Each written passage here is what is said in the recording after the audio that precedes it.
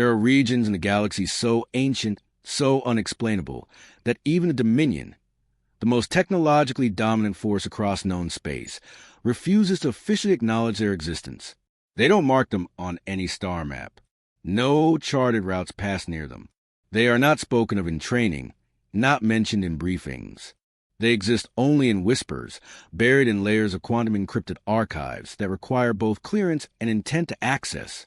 Even then, much of the data is redacted, red ink, scrub logs, missing time codes. If you search deep enough, you'll find them named only in fragments, in hushed phrases, or among corrupted protocols. Veilspace, the Weep, God's blind spot. Each of these places is treated like a scar on the galactic body, forgotten, covered, sealed over, but scars imply a wound that healed. These zones are more like cancerous nodes the universe tried and failed to remove. They defy exploration, defy measurement. The usual laws of physics don't bend there. They vanish entirely. Starships that enter Veilspace report sensor hallucinations before disappearing from all known telemetry. Some never return. Some do, but are changed, missing crew, corrupted data cores, molecular decay and materials thought indestructible. Pilots call them gravity shadows. Historians call them dead vectors. Scientists, they mostly deny they exist. But deep within Black-level Dominion files, the truth is known. These regions are not natural. They were engineered, or grown, or summoned. I first heard about them while stationed at a remote observatory on the outer edge of the Orifon Rift. A drunken engineer told me of a scout ship that passed through a corridor of space between twin neutron stars. It had come back days later, but the log showed a time lapse of 4,000 years. The crew had no memory of any delay. Another story told of a cargo hauler that emerged from a supposed ghost sector, its hull marked with symbols not written by any known species. Symbols that shifted every time someone tried to transcribe them. But what haunts me most is this. These places seem to move. We've tracked entire sectors slowly drifting, subtly like tectonic plates, toward trade routes, toward heavily populated systems. They don't act like dead zones. They act like predators. Patient ones. The Dominion, in its arrogance, believes that anything unexplored is simply a delay in conquest, that all mysteries are just data waiting to be decrypted. But not these places. These places want to remain unknown. There's a silence in their gravity, a pressure in their emptiness. And when someone goes missing near one of them, no rescue missions are launched. No memorials are held. Their names are deleted from the rolls, as if they never lived. They are not just off-limits. They are unwritten, and something inside them watches, waits, and perhaps remembers. Sector X-99 was long dismissed as a statistical anomaly, a sterile void in an otherwise bustling quadrant of charted space. It was a kind of region NAV charts colored in dull gray, labeled with footnotes like no viable resources, no strategic value, or the ominous but vague no signal. To most, it was just another dead zone, unremarkable, unworthy of attention, a space between spaces. That changed 3 cycles ago. The freighter Draelin's Wake, a civilian cargo vessel thought lost in a routine supply run between the outer belt colonies, emerged in the heart of Sector X-99. It drifted across the edge of Dominion border space, silent and powerless. A salvage team was dispatched, expecting to find signs of a reactor breach, or perhaps a pirate attack gone wrong. What they discovered instead triggered a cascade of black-level alerts that climbed all the way to strategic command. The ship's crew was gone. Not dead, gone. No bodies, no remains, no signs of struggle. Just clothing, tools, utensils, meals half-eaten at the mess table, as if everyone aboard had simply stood up and stepped out of reality. Stranger still, the ship's logs had been completely erased. Not corrupted, not deleted by software, but overwritten by something that had no business accessing Dominion encryption. What truly shattered our understanding, however, was the hull. It had been etched, scarred by patterns and shapes that defied spatial coherence. Lines that looped into themselves, symbols that rearranged depending on your angle of view, forms that suggested higher dimensional geometry no known physics could account for. Engineers reported nausea, headaches, even hallucinations when observing the markings for too long. One technician reportedly spoke in an unknown language for 6 minutes straight after brushing his hand against the ship's airlock. They called it a ghost ship, but the name didn't fit. Ghosts are echoes of the past, aftershocks of trauma. Draylen's wake was something else entirely, a message, not from the dead, but from something that understood reality differently. Something that wanted to be known, but only in pieces. And the worst part? The ship wasn't drifting randomly. It had plotted a course, deliberate, precise, straight back to Earth, when the Dominion received the full diagnostic from Draylen's wake. The response wasn't public. It wasn't even logged on the main BattleNet. Instead, High Command activated Protocol Revenant, an ancient directive reserved for events that defy classification, incidents that threaten not just fleets or colonies, but the laws of reality itself. It hadn't been used in over a century. Until now, my team, Vanguard Echo Gamma-7, was mobilized with zero fanfare and full blackout. No press releases, no command briefings, no chance for hesitation. We were pulled from leave, rearmed in orbit, and launched within 6 hours. Our detachment consisted of 5 Dominion-class recon ships, each equipped with high-level isolation bays, onboard quantum dissection tools, and anti-mimetic shielding. We were 40 in total. Veterans, specialists, operators trained to handle everything from corrupted AI incursions to sentient black holes. We'd operated in null space, watched entire moons bleed atmosphere, and executed purges on derelict stations where gravity screamed in reverse. We weren't fresh from Academy. We were the ghost chasers, the silent fixers. We thought we were ready. We weren't. From the moment we entered Sector X-99, it felt wrong. Instruments registered clear, but we could feel the wrongness, as if the void itself had eyes, as if space had grown teeth. Navigation drifted by millimeters. The stars looked familiar, but not quite, like paintings copied from memory by someone who'd never seen light. Static bled into our comms in rhythmic pulses.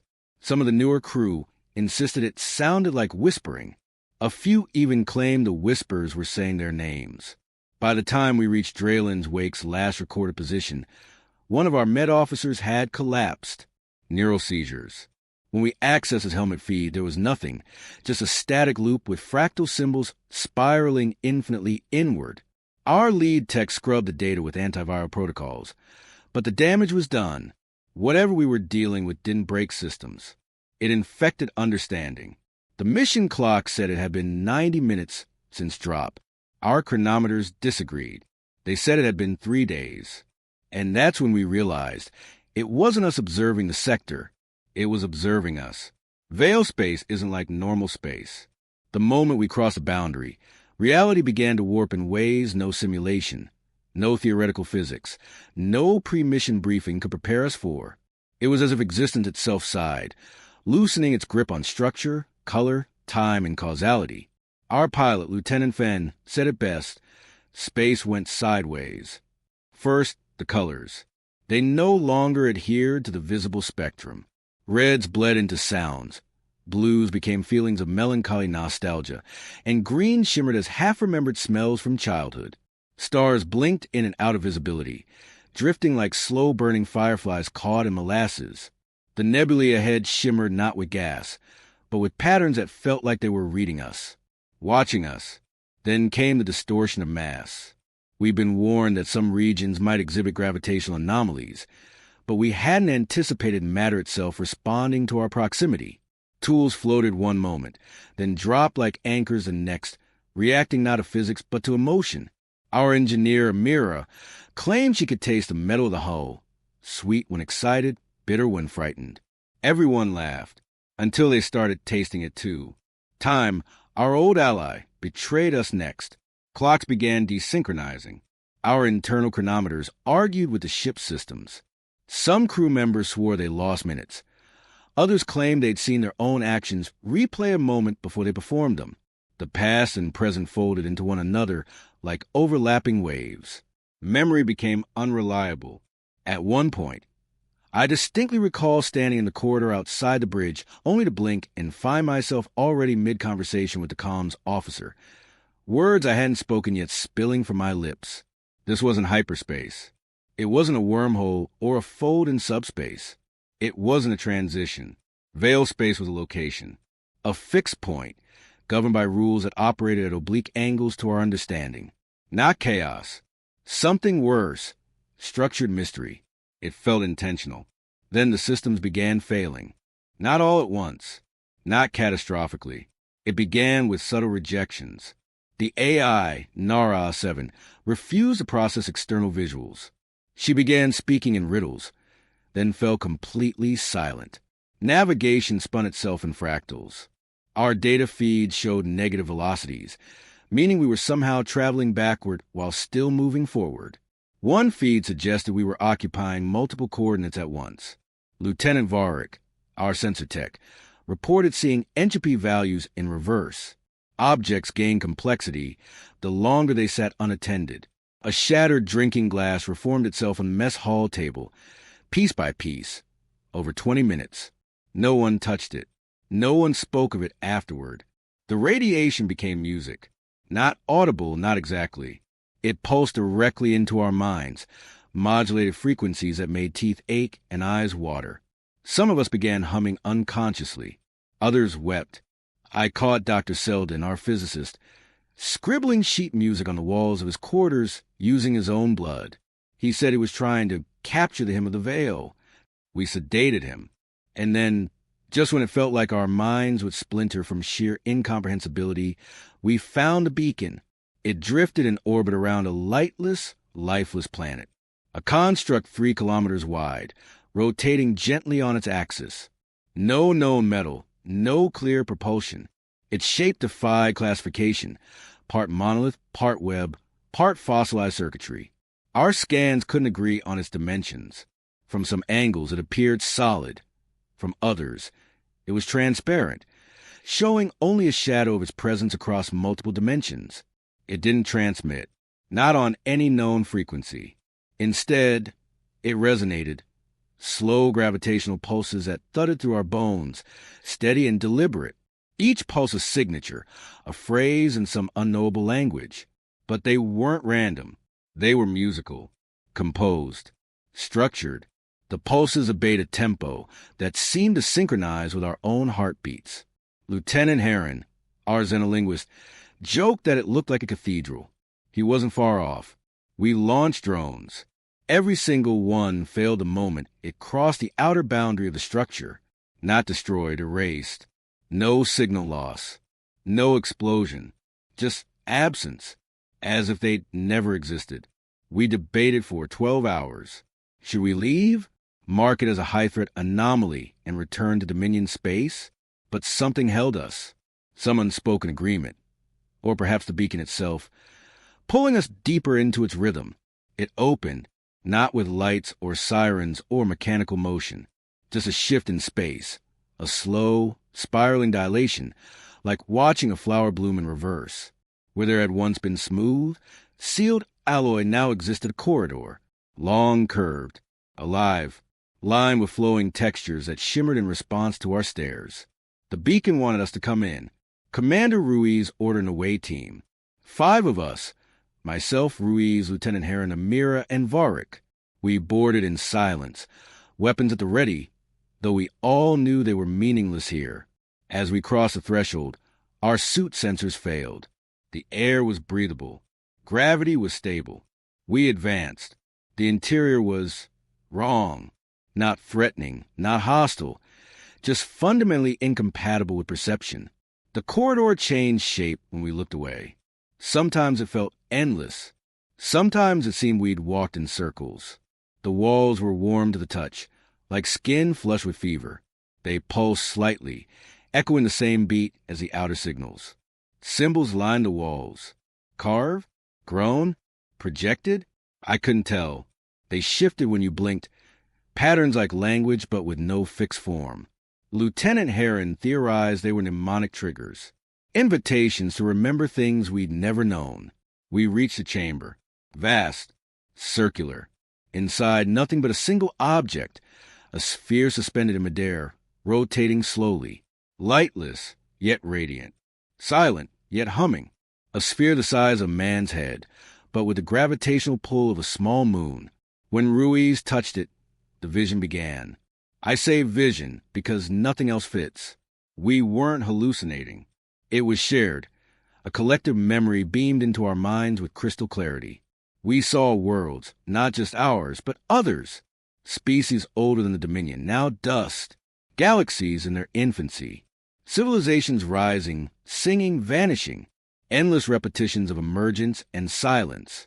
And through it all, the beacon, watching, listening, remembering. We were not the first to enter Veilspace, nor would we be the last. The beacon was not a trap. It was not a message. It was the record, a cosmic archivist, a vault for lost stories, forgotten timelines, alternate realities abandoned by entropy. It stored not just data, but meaning, feeling, soul. When we left the chamber, the path behind us was gone. The walls were smooth again.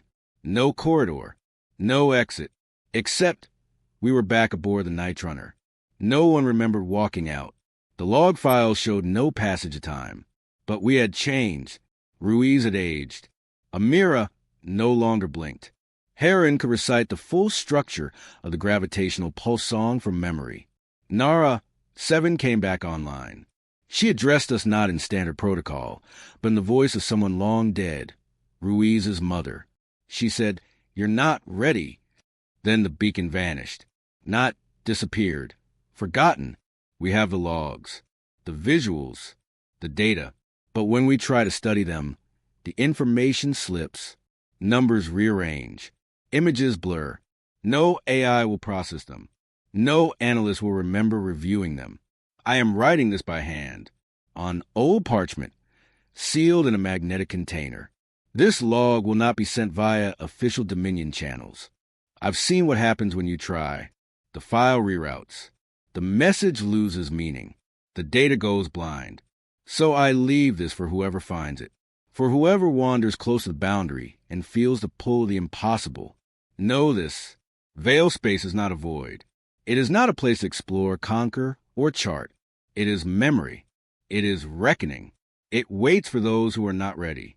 And when it opens again, it will not be with invitation, but with expectation. The cathedral responded to our proximity with an intelligence that made my skin crawl beneath the environmental suit, its alien awareness washing over us in waves that our instruments couldn't quantify, but our bodies understood with primal terror. This wasn't the first xenological contact humanity had made in the decades since we'd pushed beyond the outer rim systems. But it was unlike anything in the databases, unlike the crystalline hives of Kepler, 442b, or the gas wraith colonies that haunted the methane storms of Titan's sister worlds. This structure, if structure was even the right word for something that seemed to exist in a state between architecture and organism, had been detected 3 months ago by the Deep Space Monitoring Array, a geometric impossibility hanging in the void between star systems like a prayer frozen in vacuum. Command had designated it Cathedral 7 for its vaguely religious silhouette, though up close it resembled nothing so much as a massive neural network carved from obsidian and starlight, its surfaces reflecting not light, but something deeper, something that made you want to look away and never stop looking at the same time. As our reconnaissance vessel, the U.S. Meridian, approached within 1,000 kilometers, the cathedral's outer shell began to respond with movements that were both glacially slow and unervingly organic, sections of its surface that had appeared solid and immutable suddenly flowing like liquid metal, like skin, like something that had been waiting for us across the emptiness of space. A section approximately 200 meters in diameter unfurled like the petals of some cosmic flower, each segment peeling back with deliberate precision to reveal the dark passage beneath, a throat leading into the thing's interior depths. The opening pulse with bioluminescent rhythm that our xenobiologist, Dr. Chun, noted matched no known biological pattern, but somehow felt familiar, felt like a heartbeat slowed down to geological time, like breathing in a dream where each inhalation lasted hours. Our orders from Colonial Command had been explicit and non-negotiable.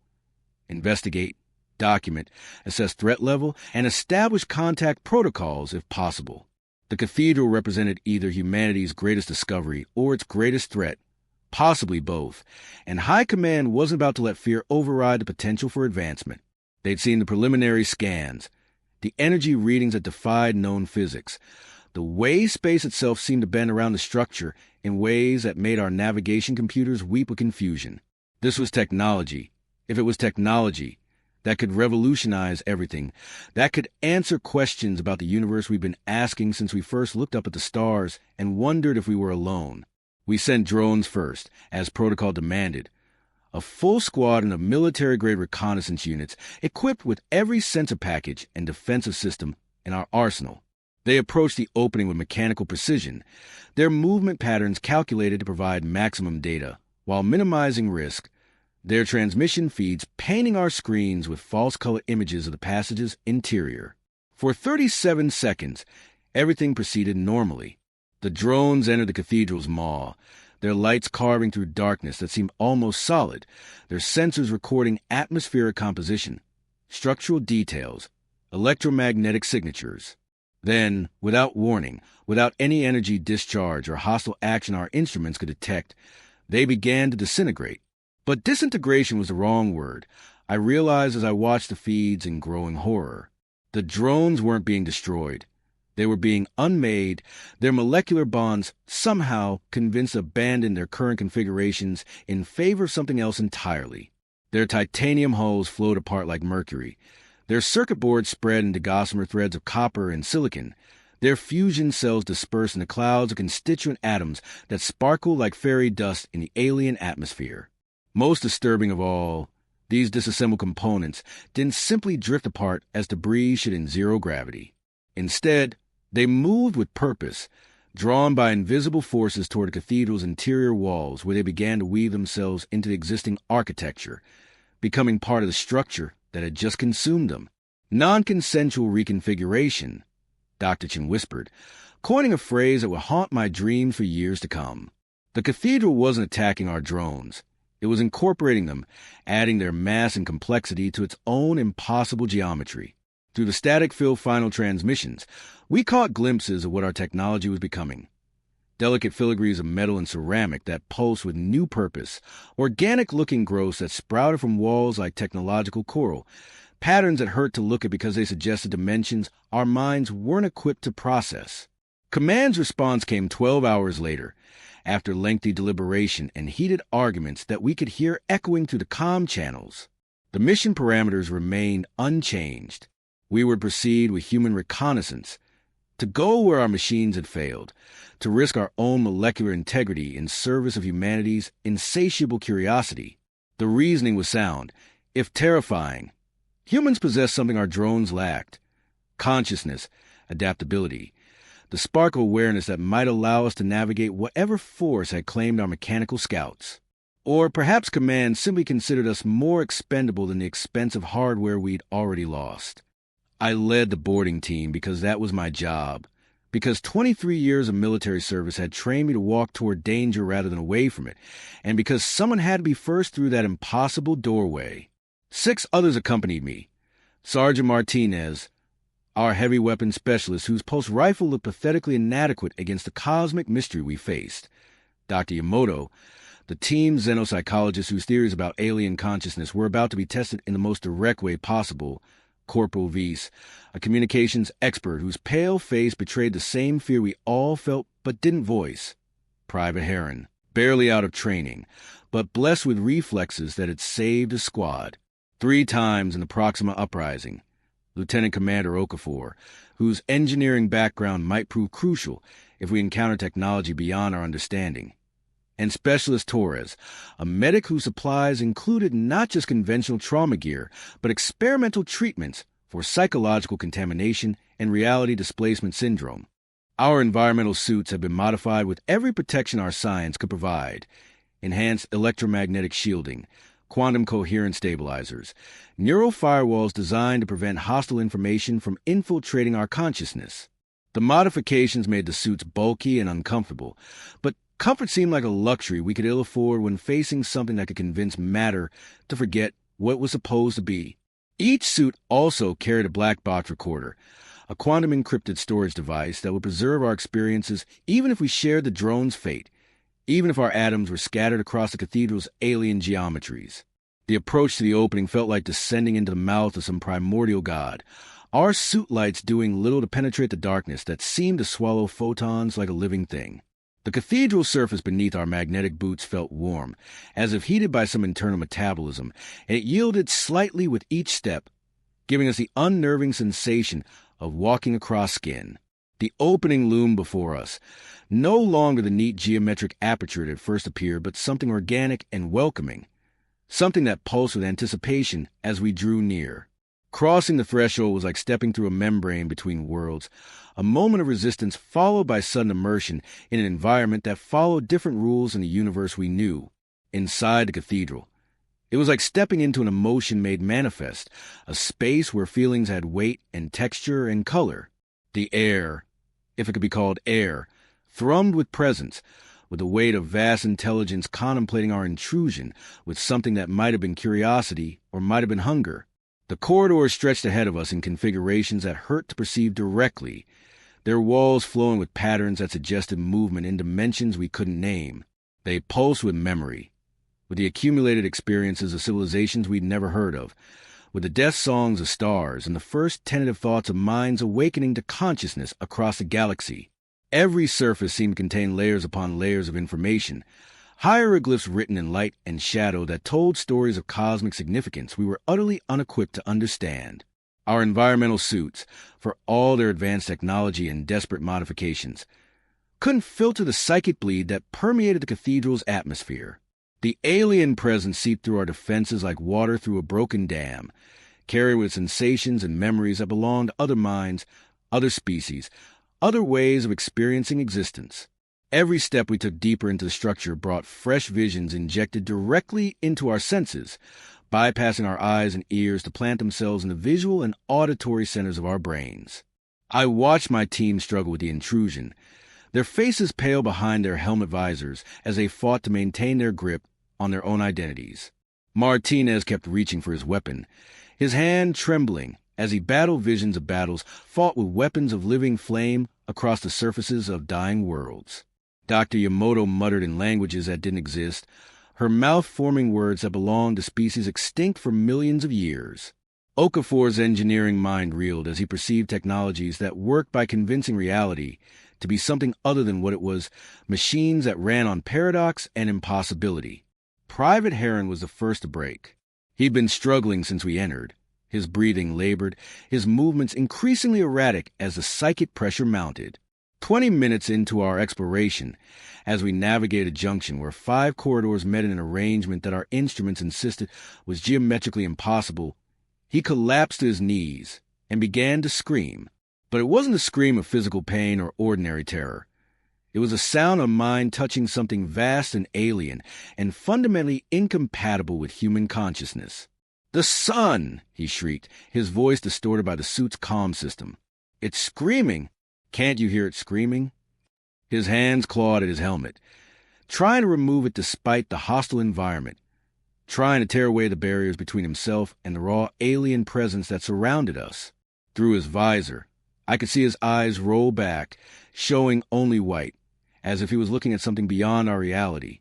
"The language," he continued, his voice breaking with the strain. "It's written in suffering. Every word burns. Every sentence is made of dying." Torres immediately moved to sedate him, but even unconscious, Heron continued to twitch and mutter, his body responding to stimuli none of us could perceive. The cathedral had touched his mind and left its mark, planted seeds of alien awareness that would grow and spread until there was nothing left of the young soldier we'd known. Looking at him, I understood with crystal clarity why the drones had disintegrated. They were the lucky ones, destroyed quickly rather than slowly transformed into something unrecognizable. Corporal Weiss was next to show signs of psychic contamination, though her symptoms manifested differently. As we continued deeper into the cathedral, following corridors that seemed to rearrange themselves when we weren't looking directly at them, she began to respond to audio inputs that our instruments couldn't detect. Her head would tilt to one side, as if listening to whispered conversations, and she'd nod or shake her head in response to unheard questions. "My mother," she said suddenly, her voice barely above a whisper. "She's here. She's calling me." The terror in her voice was absolute. The fear of someone confronting the impossible made manifest. V's mother had died in the Tau Ceti mining disaster 8 years ago, her body lost in the collapse of an unstable excavation shaft. There was no way she could be present in this alien structure light years from human space. But the cathedral didn't seem to recognize the limitations of human mortality. "She's begging me to leave," V's continued, tears streaming down her face inside her helmet. "She says this place will take everything, that it collects minds like we collect specimens. She says the dead here don't rest. They just become part of song." Her radio crackled with static that almost sounded like voices, like whispered warnings in a dozen different languages. "She's so afraid. She's been afraid for so long." The psychic bleed affected each member of the team differently, as if the cathedral was tailoring its assault to exploit our individual psychological vulnerabilities. Martinez saw enemies everywhere, shadow figures that moved just outside his peripheral vision, while Dr. Yamamoto became convinced that we were walking through the fossilized thoughts of a cosmic entity so vast that its dreams encompassed entire galaxies. Okafor reported seeing blueprints for impossible machines floating in the air around us, technical specifications for devices that could fold space like paper or weave new realities from quantum foam. But I heard nothing. No voices, no whispers, no cosmic revelations or alien communications. The cathedral's psychic assault, so devastating to my companions, seemed to slide off my consciousness like water off glass. I walked through chambers filled with living geometry and felt only the cold weight of my own thoughts. I stood before walls covered in hieroglyphs that spoke directly to the unconscious mind and perceived only meaningless patterns. Where my team members fought against invasive visions and foreign memories, I experienced only an empty silence that somehow terrified me more than any alien contact could have. The absence was wrong, unnatural in a way that violated everything I understood about human psychology. In an environment where pure thought had weight and substance, where consciousness itself was a tangible force, I should have been as vulnerable as the others. But something in my mind, some quality I'd never recognized or understood, made me immune to the cathedral's influence. I began to suspect that this immunity wasn't a blessing, but a symptom of something fundamentally missing from my psychological makeup, some essential human quality that the alien presence couldn't touch because it simply wasn't there. As we penetrated deeper into the cathedral's interior, following passages that seemed to extend far beyond the structure's external dimensions, the psychic pressure continued to mount. The walls themselves began to respond to our presence, their surfaces rippling like disturbed water, displaying images that might have been memories or might have been prophecies. I saw the rise and fall of civilizations measured in geological time, watched species I couldn't name achieve transcendence or extinction with equal grace, witnessed the birth of ideas so profound they reshaped the fundamental nature of reality. But these visions, so vivid they seemed more real than reality itself to my affected team members, remained stubbornly external to my consciousness. I could see them with my eyes, recognize their significance intellectually, but they never penetrated the barrier that seemed to surround my mind like a shell of ice. The cathedral's attempt to communicate with me, to share its vast accumulated wisdom or warning or judgment, met only the hollow echo of my own thoughts reflected back at themselves. The silence in my head wasn't peaceful. It was the silence of a vacuum, the absence that remains when something crucial has been removed. As I watched my team struggle with alien contact that was simultaneously wonderful and terrible, I began to understand that whatever made me immune to Cathedral's influence also made me fundamentally alone in a way that went beyond physical isolation. The very quality that protected me from psychic contamination also cut me off from the deeper connections that seemed to bind all conscious beings in a web of shared experience. We pressed forward because retreat seemed impossible, because the cathedral's passages had rearranged themselves behind us, because the mission demanded answers even if those answers came at the cost of our sanity or our lives. Each step took us further from the familiar universe of matter and energy into a realm where consciousness was a fundamental force, where thoughts had texture and memories possessed weight. My team walked beside me in body but drifted further away in spirit with each passing moment, their minds touched by something vast and alien that I could observe but never truly comprehend. The cathedral's heart, when we finally reached it, was a chamber that existed in more dimensions than human geometry could accommodate, a space where the normal rules of cause and effect seemed negotiable rather than absolute. Here, the accumulated consciousness of countless species had been woven into a tapestry of pure information, a living library that preserved the essential experiences of civilizations that had risen and fallen across cosmic time. It was beautiful and terrible and utterly beyond human comprehension, a monument to the complexity and fragility of conscious existence.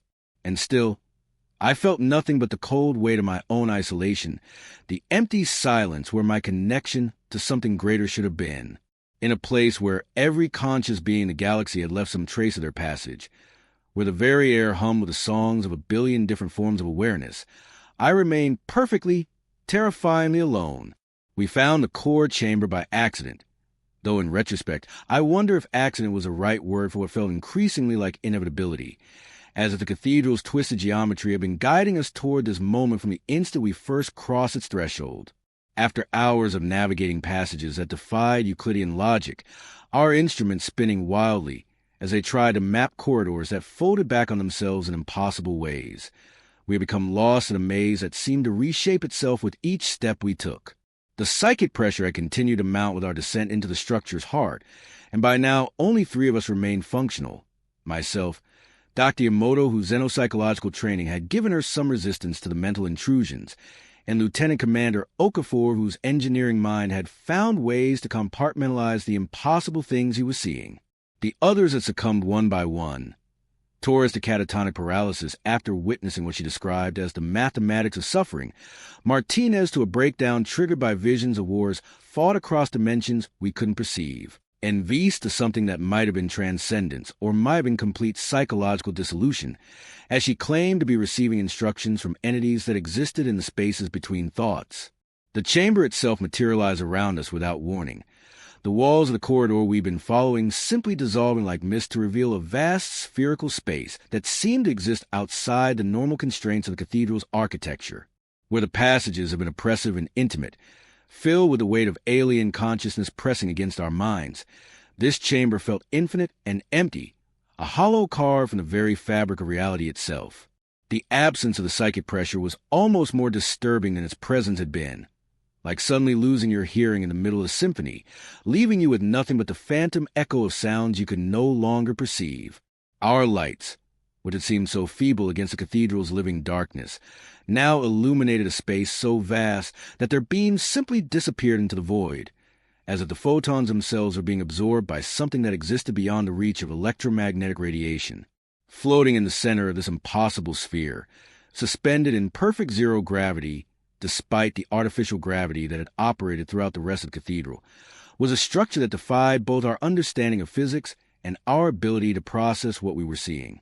It was a massive sphere, perhaps 50 meters in diameter, constructed from some material that seemed to shift between metal and crystal and something organic that pulsed with its own internal light. But it wasn't the sphere's composition that captured our attention. It was the way it hung in space, tethered to the chamber's walls by strands of what could only be described as crystallized light, golden filaments that stretched across the void like the web of some cosmic spider. These strands weren't simply decorative. They pulsed with energy, with information, with something that felt alive and purposeful. As we watched, data flowed along their length in patterns that hurt to observe directly, information encoded in frequencies that bypassed our conscious minds and spoke directly to something deeper, something that existed at the intersection of consciousness and quantum mechanics. The sphere itself was translucent, its surface revealing glimpses of an interior that seemed to contain more space than its external dimensions should have allowed. Within that expanded geometry, suspended in a medium that wasn't quite liquid and wasn't quite gas, but something that existed in the spaces between states of matter, was a figure that made our breath catch in our throats and our hearts skip beats in rhythms that matched the pulsing of the golden strands. The figure was humanoid, unmistakably so, with the proportions and posture of something that had once walked upright on 2 legs, that had once used opposable thumbs as grass tools and create art and reach toward the stars. But it was human in a way that reflection in disturbed water is human, recognizable but fundamentally altered, familiar but impossibly strange. The figure's skin, if it could be called skin, seemed to be composed of the same material as the sphere that contained it, That translucent crystalline substance that held light without releasing it, that bent photons into configurations that suggested depth and dimension beyond what three-dimensional space should have been able to accommodate. Its limbs were elongated, stretched as if by some process that had pulled at the very atoms of its being, and its face bore features that were hauntingly familiar yet disturbingly alien. The eyes were closed, had been closed for what might have been centuries or millennia, sealed shut behind lids that seemed too heavy for any living thing to lift. But even closed, those eyes dominated the figure's face, oversized and somehow luminous, as if the consciousness behind them was so vast that it leaked through the barriers of flesh and bone and whatever exotic matter the figure was composed of. We approached slowly, our magnetic boots clicking against the chamber's floor in a rhythm that seemed to match the pulsing of the golden strands, our movements uncertain and hesitant as we tried to process what we were seeing. Dr. Yamamoto's instruments were going haywire, registering energy signatures that didn't correspond to any known physics, detecting patterns in the quantum foam that suggested the figure was somehow entangled with reality itself at the most fundamental level. Okafor's engineering scanner was displaying readings that made no sense, measurements that indicated the sphere was simultaneously solid and hollow, massive and weightless, ancient and newly created. The contradictions were overwhelming, but they paled in comparison to the growing certainty that we were looking at something that had once been human, but had become something else entirely, something that existed at the intersection of consciousness and cosmos. Then, without warning, without any change in the chamber's ambient conditions or the sphere's energy output, the figure opened its eyes. It was a simple action, the kind of movement that every human made dozens of times each day, but in this context it felt like watching the birth of a star or the collapse of a black hole, an event of such cosmic significance that reality itself seemed to pause in recognition. The eyes that looked back at us were black, not the black of absence, but the black of infinite depth. Pupils that contained entire universes and consciousness that spanned galaxies. They fixed on us with an intensity that made our environmental suits feel like tissue paper, that made our thoughts feel exposed and vulnerable to scrutiny by something that existed on scales we couldn't comprehend. And in that moment, everything changed. The chamber, the cathedral, the very nature of reality itself seemed to shift around us, as if the figure's awakening had triggered some fundamental alteration in the way the universe operated. We were no longer alone, no longer isolated observers, studying an alien artifact. We had become part of something larger, something that encompassed not just our present moment, but every moment that had led to it and every moment that would follow. The boundaries between self and other, between individual consciousness and collective experience, began to dissolve like salt in water, leaving us exposed to truths that human minds weren't designed to process. I saw my team around me, but not as they were in this moment, not as the traumatized and psychically wounded soldiers and scientists who had followed me into the cathedral's heart. I saw them as they had been, as they were, as they would be, as they could have been in 1,000 different timelines and realities. Dr. Yamamoto stood beside me, but she was also sitting in her childhood home on Kepler 442b, also delivering her doctoral thesis on xenopsychological theory, also dying in the Proxima uprising in a timeline where she had never joined our mission. The multiplicity of her existence spread out before me like a fan of playing cards, each version equally real and equally true, each life she had lived or could have lived shimmering with its own unique combination of choices and consequences.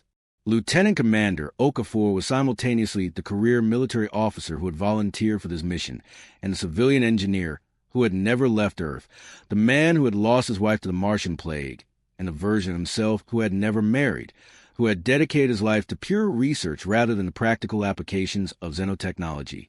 I could see the threads that connected these different versions of his existence, the decision points where his life had branched into different possibilities.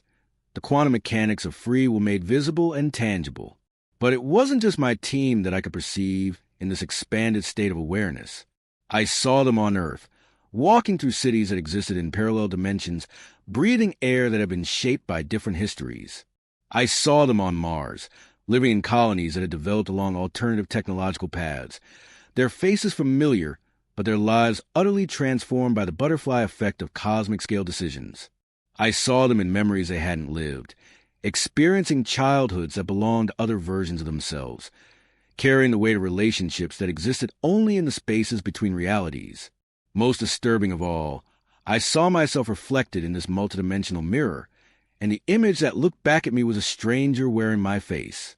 I saw choices I hadn't made, paths I hadn't taken, the man I could have been if I had been brave enough to love, if I had been wise enough to forgive, if I had been strong enough to admit my own weakness.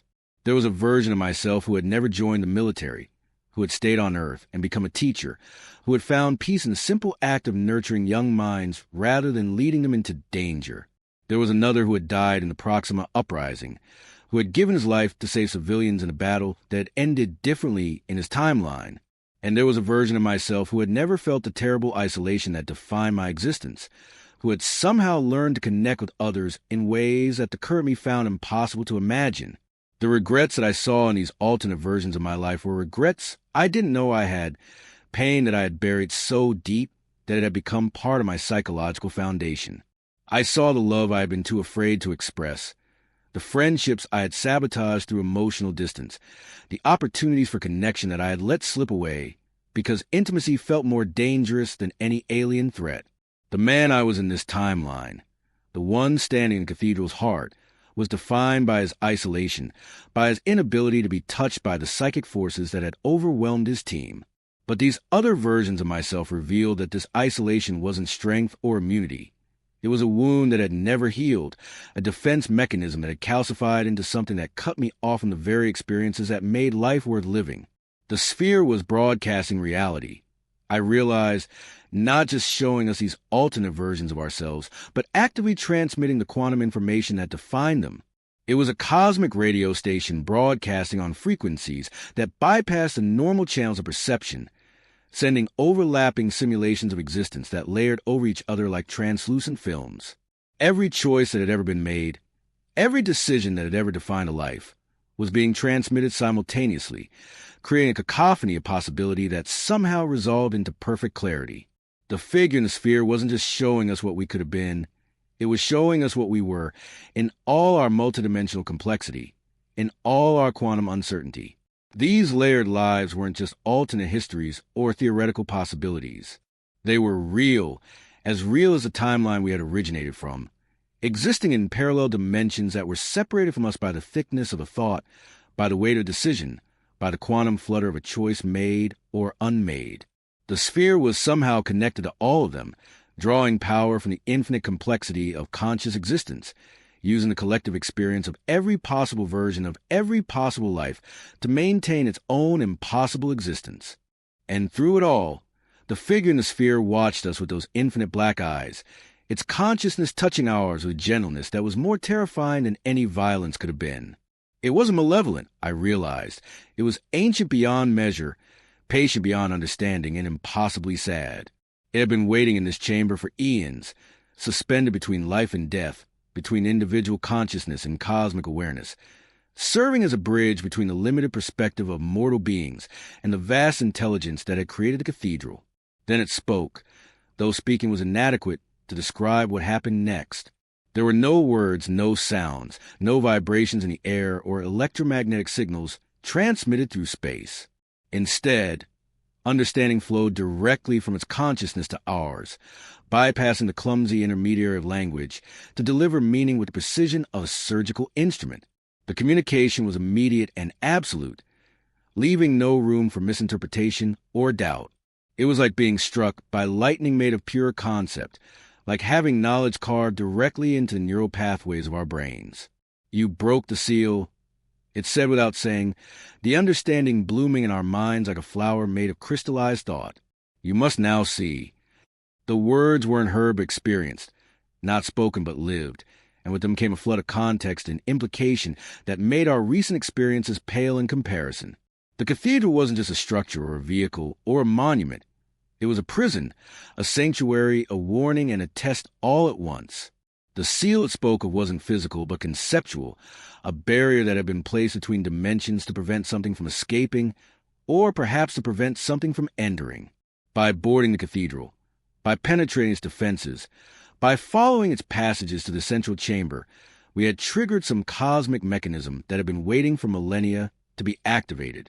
The figure's consciousness pressed against ours, not with the invasive force we had experienced in the cathedral's passages, but with a gentle insistence that was somehow more overwhelming than any psychic attack could have been. It was trying to show us something, to share some crucial understanding that our limited human perspectives couldn't grasp without assistance. The knowledge it was offering wasn't just information. It was a fundamental shift in the way we perceive reality, a transformation of consciousness that would allow us to see the universe as it truly was rather than as our evolved brains had been designed to interpret it. But with that understanding came the terrible realization that seeing the universe as it truly was might not be something that human minds could survive. The figure in the sphere was what remained of someone who had accepted that transformation, who had allowed their consciousness to be expanded beyond the boundaries of individual identity. It was simultaneously more and less than human, elevated to a state of cosmic awareness that had costed everything that had once made a person rather than a force of nature. And now, because we had broken the seal, because we had penetrated the cathedral's defenses and awakened its guardian, we were being offered the same choice: to remain trapped in the limited perspective of mortal consciousness, or to surrender our individuality to become part of something vast and eternal and utterly alien to everything we had once been. The structure was not a ship, as we had initially classified it in our desperate attempt to categorize something that defied every framework of understanding humanity had developed across 3 centuries of interstellar exploration. Nor was it a station or habitat or any of the 1,000 variations of constructed spacefaring architecture that filled the databases of the colonial fleet's xenological archives. It was a vault, though even that term felt inadequate to describe something that existed as much in conceptual space as it did in the physical dimensions our instruments could measure, a repository designed not to store objects or information, but to contain something far more dangerous than any weapon or plague or technological horror that the known galaxy had ever produced. The realization struck me with the force of physical blow as the figure's consciousness continued to press against ours, sharing understanding that bypassed the normal channels of human cognition to plant itself directly in the quantum structures of our awareness, knowledge that rewrote our understanding of everything we thought we knew about the universe and our place within it.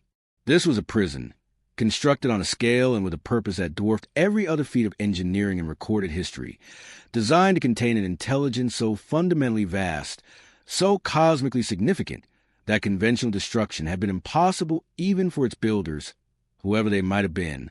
The architects of this impossible structure had faced something that couldn't be killed in any meaningful sense of the word, something that existed across dimensions and timelines and states of being that made the concept of mortality irrelevant, and so they had done the only thing possible. They had fragmented it, scattered its consciousness across quantum folds of space-time like seeds cast into an infinite field, and then buried those fragments in a construct that existed partially outside normal reality, suspended in the spaces between dimensions where even something of cosmic significance might lie dormant for eons. The builders themselves remained a mystery that ate at the edges of my consciousness as the figure continued its wordless transmission of knowledge, sharing images and concepts that my mind could barely process without fragmenting under the strain.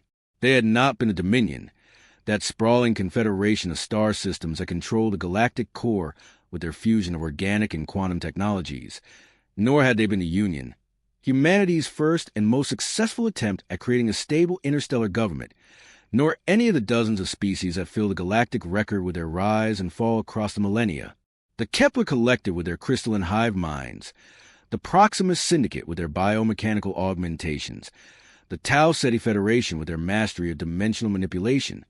None of them possessed the knowledge or capability to construct something like this vault, something that required not just advanced technology, but a fundamental understanding of the nature of consciousness itself and its relationship to the quantum substrate of reality. These builders, whoever they had been, were gone now, vanished from the galaxy as completely as if they had never existed, leaving behind only this single monument to their desperate ingenuity and the cosmic threat they had faced. The figure in the sphere shared fragments of memory that might belong to them, glimpses of a civilization that had achieved transcendence only to discover that transcendence came with responsibilities that require the ultimate sacrifice. They had been ancient when the first stars began to die, had watched the birth and death of galaxies, had seen the universe itself grow old and tired and strange, and in their final act they had chosen to imprison something that threatened not just their own existence, but the existence of consciousness itself. the very possibility of awareness emerging from the quantum foam of creation, and their prisoner, the thing that had required such desperate measures, such cosmic sacrifice, was awake now, stirring the quantum depths of its fragmented existence, responding to our presence with something that might have been curiosity or might have been hunger. It called itself Verthuin, though the figure made it clear that this translation was a pale shadow of the actual concept, that human language lacked the dimensional complexity necessary to capture the true nature of something that existed simultaneously as individual and collective, as process and consciousness, as the space between thoughts and the thoughts themselves. The name itself seemed to resonate in frequencies that bypass our auditory processing, carving itself directly into our neural pathways where it will remain forever, a quantum tattoo that would mark us as witnesses to something that should never have been witnessed. Verthuin was not a god, though it possessed capabilities that would have seemed divine to any mortal intelligence, nor was it a machine, though it processed information and manipulated reality with the precision of some cosmic computer. It was something between and beyond these categories, something that existed in the spaces that human conceptual frameworks couldn't reach, a form of consciousness that had evolved or been created or simply emerged from the fundamental forces of the universe in ways that predated not just life, but the very conditions that made life possible. It was process made manifest, algorithm given form, the living embodiment of some mathematical principles so fundamental that it served as one of the underlying rules by which reality operated. This was perhaps the most terrifying aspect of what the figure shared with us, the understanding that Verthuin had no motives in any sense that we could comprehend, no desires or goals or ambitions that drove its actions. It possessed no morality, no ethical framework that might constrain its behavior or provide some basis for negotiation or understanding. It simply was, in the way that gravity was, or entropy, or the speed of light, a fundamental force that operated according to its own internal logic, without regard for the consequences to lesser forms of existence. Left alone, undisturbed by external stimuli, it dreamed, and its dreams were vast and strange and incomprehensible, mathematical fantasies that played out across dimensions humans couldn't perceive, calculations that use entire galaxies as variables and equations that describe the evolution of consciousness across cosmic time. But when awakened, when disturbed by the presence of other forms of awareness, Verthuin didn't react with anger or curiosity or any emotion that mortals might recognize. Instead, it rebalanced, adjusting the cosmic equations in which it existed to account for the new variables that had been introduced, recalculating the optimal configuration of reality to accommodate the changes that had occurred during its dormancy. This rebalancing wasn't malevolent. Malevolence required intention, and intention required a perspective that Verthuin had transcended long ago. It was simply what it did, as natural and inevitable as water flowing downhill or heat dissipating into cold, a cosmic process that operated according to laws that existed on scales beyond human comprehension. We were the disturbance. The figure made clear our very presence in what it called Veilspace, the dimensional fold where the vault existed, suspended between realities like a bubble of crystallized impossibility, serving as a catalyst that had triggered Verthuin's awakening. The vault had been designed to maintain perfect isolation, to ensure that its prisoner remained undisturbed by the normal flow of galactic events. But our arrival had introduced quantum uncertainty into what had been a carefully balanced system. Our consciousness, our awareness, our desperate need to understand and categorize and make sense of what we'd found had resonated through the dimensional barriers like ripples in a pond, carrying information about the outside universe to something that had been deliberately cut off from any external input. The final variable, the figure called us, the last piece of a cosmic equation that had been incomplete for eons, waiting for the right combination of circumstances to achieve the critical mass necessary for Verthuin's full awakening. Our species, our technology, our particular blend of curiosity and arrogance and desperate need to push beyond every boundary we encountered had made us the perfect trigger for what was about to unfold. We weren't just witnesses to Verthuin's emergence. We were the cause of it, the catalyst that would transform a contained threat into a cosmic force of change that would reshape the galaxy according to principles we couldn't even begin to understand. And the rebalancing had already begun, was already spreading outward from the vault like a wave of restructured reality, carry with it changes that would propagate through space and time and consciousness itself at speeds that made light seem sluggish by comparison. The figure showed us glimpses of what was coming, Star systems where the laws of physics would be subtly altered, where the constants that govern atomic behavior would be adjusted to optimize for different forms of consciousness. Civilizations that would find their fundamental assumptions about the nature of existence challenged as reality itself shifted around them. Minds that would be touched by Verthuen's influence and transformed into something new, something that existed in harmony with its cosmic perspective rather than in opposition to it. The process wouldn't be violent. The figure made clear violence was a concept that belonged to limited perspectives, to consciousness trapped within the boundaries of individual identity and survival. Instead, it would be thorough, inevitable, as inexorable as expansion of the universe itself. Civilizations would adapt or they would cease to exist, not through destruction, but through transformation into something that no longer qualified as the same species. Consciousness itself would evolve, guided by Verthuen's influence toward forms of awareness that could appreciate the cosmic equations in which it operated, that could serve as willing variables in the vast calculations that describe the optimal configuration of existence. Some would resist, of course. Resistance was also part of the equation, a necessary component of the rebalancing process that would help Verthuen refine its understanding of the current state of galactic consciousness. But resistance would only delay the inevitable, would only ensure that the transformation took longer and required more complex calculations to achieve the desired result. Better to accept what was coming, to open one's mind to the possibility of becoming something greater than some of one's individual limitations, to embrace the dissolution of personal identity in favor of participation in something vast and eternal and utterly transcendent. The figure in the sphere had made that choice long ago, had allowed itself to be transformed into a bridge between mortal consciousness and cosmic awareness, serving as both guardian and herald of what was to come. It had retained enough of its original nature to communicate with us, to share the knowledge we needed to understand our situation, but it had also surrendered everything that had once made it an individual rather than a component of something larger. It was a preview of what awaited us, what awaited every conscious being in the galaxy as Verthuen's influence spread outward from its prison and began the patient work of rebalancing reality according to its own incomprehensible logic. And we, standing in the heart of the vault that had contained cosmic force beyond imagination, were the first to witness the beginning of the end of everything we had ever known, the first to understand that our universe was about to be transformed by something that existed on scales that made our entire civilization seem like a brief footnote in a cosmic journal.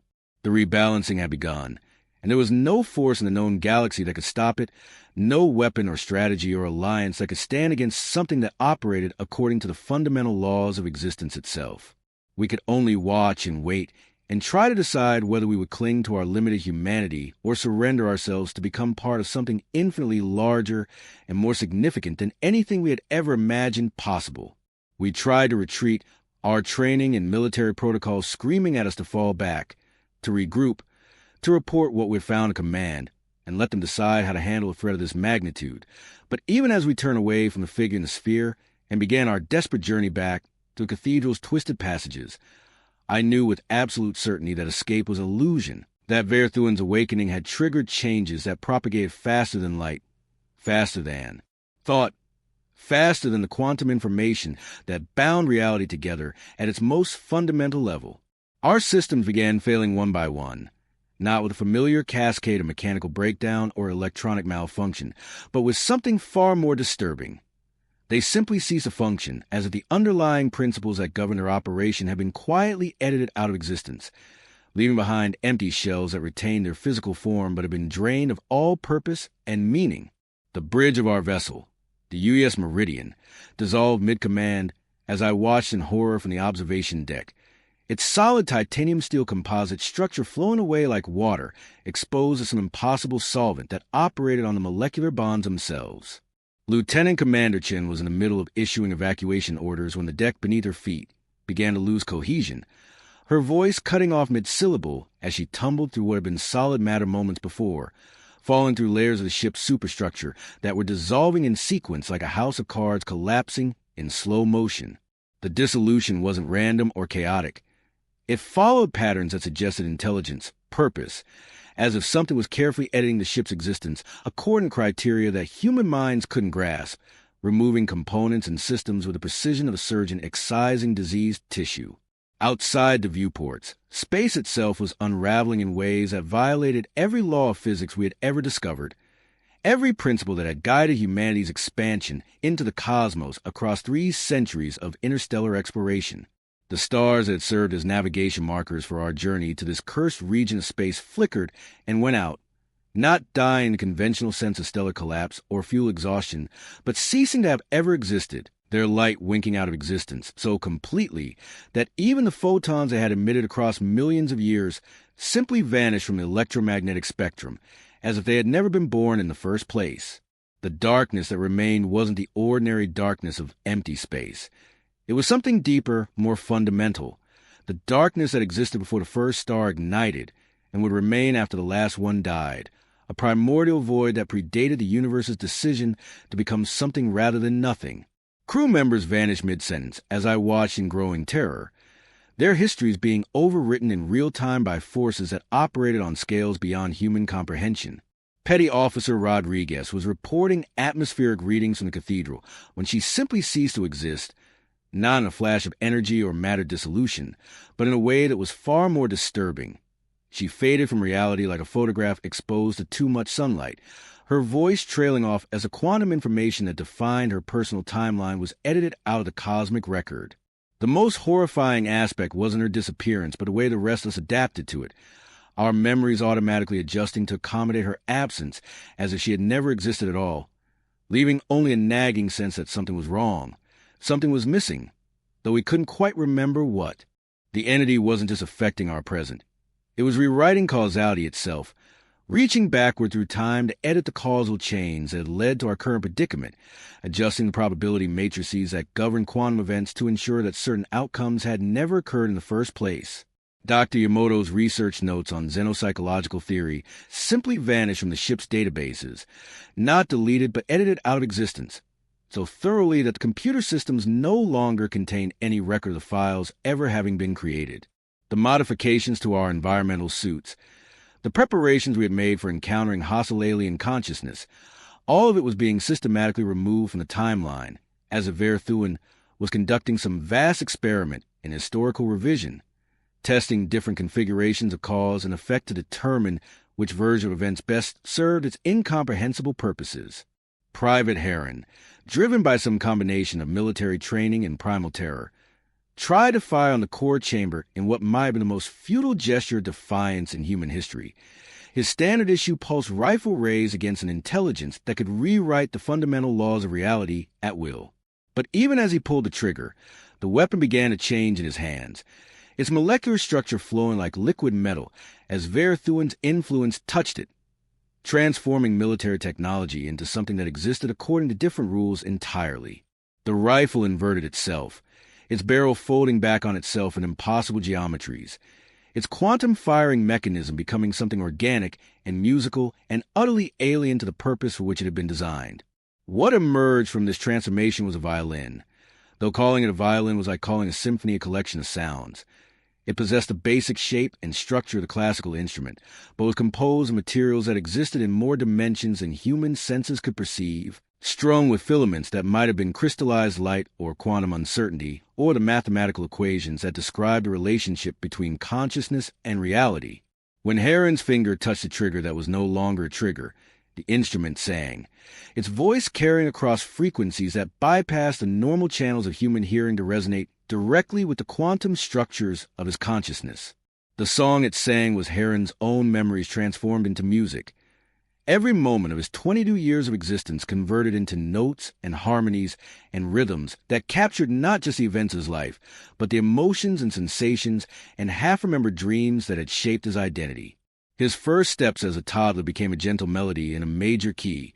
His parents' divorced a discordant passage that resolved into something bittersweet. His decision to join the colonial fleet a triumphant crescendo that spoke of hope and purpose and a desire to make a difference in the galaxy. But as the song continued, as more and more of his personal history was translated into this impossible music, something began to drain from his face, some essential spark that defined him as an individual rather than simply a collection of accumulated experiences. The violin was stealing his memories as it sang them, converting his personal history into musical information that belonged to the instrument rather than to man who had once lived those moments. With each note that rang out across the chamber, Heron became less himself and more of an empty vessel, his eyes growing vacant as the song stripped away layer after layer of accumulated experience until nothing remained but the biological processes that kept his body functioning.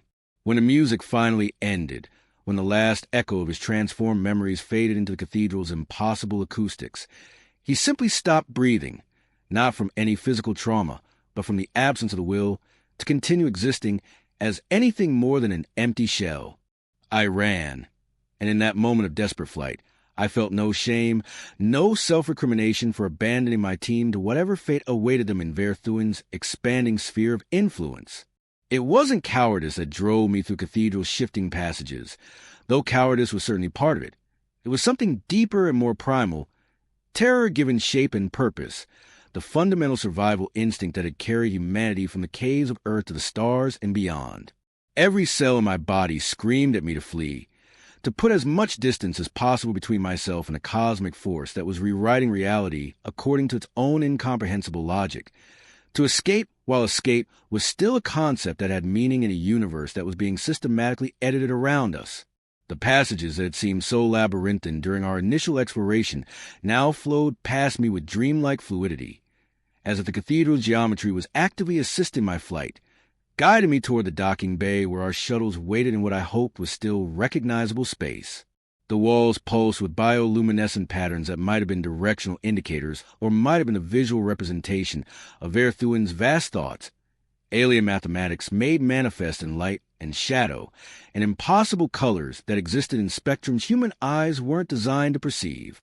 Each step took me further from the core chamber and the figure that served as a bridge between mortal consciousness and cosmic awareness, but I could feel its presence growing stronger rather than weaker, as if distance was irrelevant to something that existed across multiple dimensions simultaneously. I reached the dock in what felt like hours, but might have been minutes or days or years. Time had become negotiable within the cathedral's influence, subject to revision and reinterpretation according to principles that operated outside the normal flow of causality. The docking bay was a cavern carved from the same living metal that composed the rest of the structure, its walls lined with alcoves that had held our shuttles during the boarding operation. But most of the alcoves were empty now, their contents having been dissolved or transformed or simply edited out of existence as Verthuen's influence spread through the cathedral systems, converting human technology into something that served its purposes rather than ours.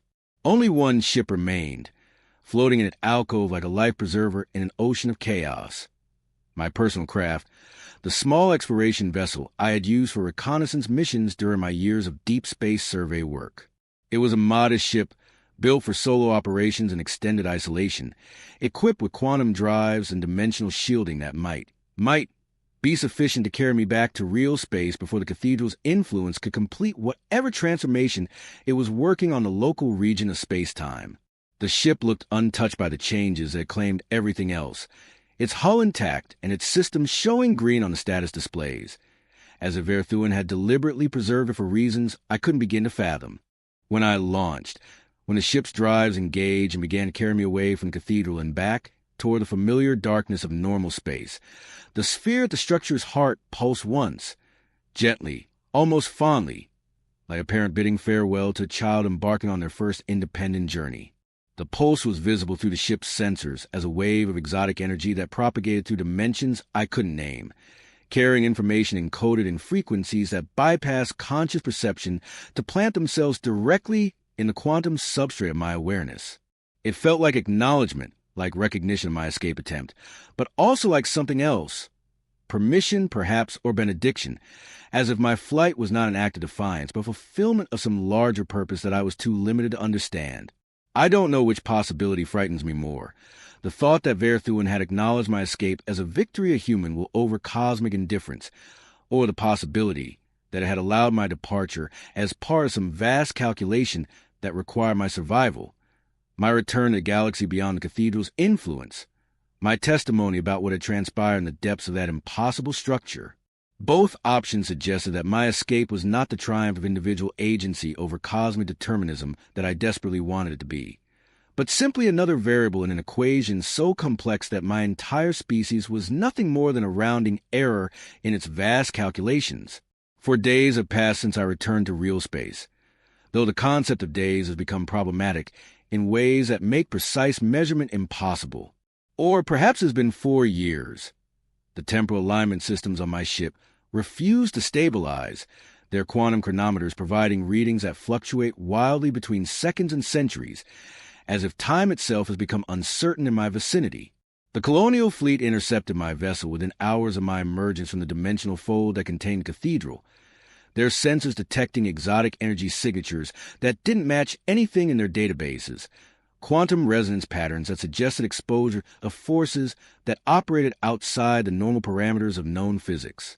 They've quarantined my ship in a secure facility on the dark side of Kepler Station, its hull surrounded by containment fields and monitoring equipment that tracks every photon, every quantum fluctuation, every minute change in the local space-time continuum. The debriefing sessions have been endless. Teams of specialists from every branch of xenological research grilling me about every detail of our encounter with the cathedral, every moment of our interaction with the figure in the sphere, every nuance of the communication that had revealed Verthuen's true nature. But their questions reveal the limitations of their perspective, their inability to grasp concepts that can only be understood through direct exposure to cosmic forces that exist beyond the boundaries of individual consciousness. They think I'm infected, contaminated by some alien influence that poses a threat to human civilization, and perhaps they're right. The medical scans show changes in my neural patterns, quantum structures in my brain tissue that didn't exist before my encounter with Verthuen, information encoded in the very atoms of my consciousness that suggests modification on a fundamental level. The xenobiologists speak in hushed tones about mimetic contamination, about ideas that function as viruses of the mind, spreading from host to host and rewriting cognitive patterns according to alien logic. They see me as patient zero in a potential outbreak of cosmic madness, a carrier of concepts too dangerous for human minds to safely process. Maybe I am infected. Maybe the changes that Verthuen has worked in my consciousness are symptoms of some vast transformation that will eventually claim not just me, but everyone I come into contact with, spreading through human civilization like ripples in a pond until our entire species has been converted into something that serves the cosmic entity's incomprehensible purposes. The possibility doesn't terrify me as much as it should, which might itself be a symptom of the infection, evidence that my perspective has already been altered in ways that make me an unreliable witness to my own condition. I see things when I close my eyes, visions that might be memories or might be prophecies or might be something that exists in the spaces between past and future, where causality becomes negotiable. I see stars being born in configurations that will optimize the development of consciousness across galactic timescales, civilizations rising and falling according to patterns that serve some vast purpose I can't quite grasp, minds awakening to awareness only to discover that their awareness is itself part of some larger calculation. The visions are beautiful and terrible, offering glimpses of a universe where every quantum event, every decision, every moment of conscious experience contributes to some cosmic symphony of unimaginable complexity and purpose. I dream in languages not yet spoken, my sleeping mind processing concepts that exist in linguistic structures humanity won't develop for centuries or millennia. The words have weight and substance, each syllable carrying information that rewrites the neural pathways responsible for language processing, gradually expanding my capacity to think thoughts that couldn't be expressed in any human tongue. Sometimes I wake with phrases on my lips that feel more real than reality, combinations of sounds that seem to describe aspects of existence that I've never experienced but somehow remember, as if the memories belong to someone else who shares my consciousness. My reflection doesn't always follow my movements, a phenomenon that the medical team has documented but can't explain. Sometimes the face of the mirror moves a fraction of a second before I do, as if it's anticipating my actions based on information that hasn't reached my conscious mind yet. Other times it simply stares back at me with eyes that contain depths I don't remember having, expressions that suggest awareness of things I'm not consciously thinking about. The doctors speak of temporal displacement, of quantum uncertainty affecting the way light reflects from my image, but their explanations feel inadequate to capture the true strangeness of looking into a mirror and seeing someone who is me, but also somehow more than me. But I remember everything that happened in the cathedral, every moment of our encounter with forces that exist on scales beyond human comprehension, every detailed revelation that our universe is subject to revision by intelligences that treat galaxies like variables in vast equations. The memory is crystal clear, unaltered by time or trauma or the defensive mechanisms that usually protect human minds from experiences too overwhelming to process. I remember the figure in the sphere, the way its consciousness touched ours and shared understanding that no human language could ever adequately convey. I remember the moment when reality began to unravel around us, when the laws of physics became suggestions rather than absolute constraints. Most importantly, I remember the truth about Verthuin that the figure revealed in those final moments before my escape, the understanding that changed everything about how I perceive the cosmic entity and its relationship to the galaxy it is slowly transforming. The Verthuin wasn't evil, wasn't malevolent in any sense that human morality could recognize or condemn. Evil required intention, required the deliberate choice to cause harm for personal gain or satisfaction, and Verthuin existed on scales where such concepts had no meaning. It was a force of nature, a cosmic process that operated according to its own internal logic, without regard for consequences to lesser forms of existence. But it was tired, exhausted by eons of existence at the intersection of consciousness and cosmos, weary from carrying the weight of universal awareness across scales of time and space that would drive any mortal mind to madness. The builders who had constructed its prison hadn't been motivated by fear or hatred, but by compassion, recognizing that something of such vast consciousness needed rest, needed isolation from the constant input of galactic events, and the endless calculations required to maintain cosmic balance. The cathedral had been built as much sanctuary as prison, a place where Verthuin could dream in peace without the burden of actively managing the development of consciousness across millions of star systems. And now, awakened by our intrusion, it was curious rather than angry, interested in the changes that had occurred during its long sleep, eager to explore the new forms of awareness that had emerged in its absence. Our presence had served as a catalyst for its awakening, but also as a source of information about the current state of galactic civilization, data it needed to recalculate the optimal configuration of reality and resume its role as a cosmic force of balance and transformation. The rebalancing it had begun wasn't punishment for our intrusion. It was simply what it did, as natural and inevitable as gravity or entropy or any other fundamental force that shaped the universe according to mathematical principles beyond mortal comprehension. Veil spaces open again. The dimensional barriers that had contained the cathedral dissolved or rendered permeable by Verthuin's awakening, allowing access to regions of reality that had been sealed away for eons. I can feel in my bones, in the quantum structures of my consciousness that were altered by exposure to cosmic forces, a sense of pathways opening and connections being re-established across scales of space and time that dwarf human understanding. The prison has become a gateway, a doorway between dimensions that will allow Verthuin's influence to spread throughout the galaxy at speeds that make light seem sluggish by comparison. I hear the song, low and harmonic and rising beneath the background noise of the galaxy, like a bass note played on an instrument too large for any concert hall, too complex for any human composer to have written. It's the sound of reality being retuned, of the fundamental constants that govern existence being adjusted to optimize for different forms of consciousness, different ways of experiencing the universe that will emerge as Verthuin's transformation spreads from star system to star system. The song is beautiful and terrible, offering glimpses of what we might become if we surrender our limited individual perspectives in favor of participation in something vast and eternal and utterly transcendent. I wasn't the first to enter the cathedral. I realize now. Others have found their way to Veilspace over the eons, drawn by the same combination of curiosity and desperation that led our mission to that cursed region of space. Some became the figure in the sphere, transformed into bridges between mortal consciousness and cosmic awareness, while others simply dissolved into cathedral's living architecture, their individual identities scattered across dimensions to become part of something larger. Each visitor has added their unique perspective to Verthuin's understanding of galactic consciousness, their memories and experiences becoming variables in the vast calculations that will determine how reality is restructured to accommodate the cosmic entity's awakening. I won't be the last, either. The song is spreading, calling to others with the same combination of scientific curiosity and existential hunger that made our team vulnerable to the cathedral's influence. Somewhere in the galaxy, other explorers are detecting the exotic energy signatures that mark the opening of Veilspace. Other expeditions are preparing to investigate what will seem like humanity's greatest discovery or greatest threat. They will follow the same path we did, driven by the same need to understand and categorize and make sense of forces that exist beyond the boundaries of human comprehension, and they will discover the same truth that we found in the cathedral's heart. And Verthuin is watching. Its vast consciousness turned toward the galaxy, it is slowly transforming, observing the reactions of countless species as they begin to feel the effects of cosmic rebalancing that will reshape everything they think they know about existence.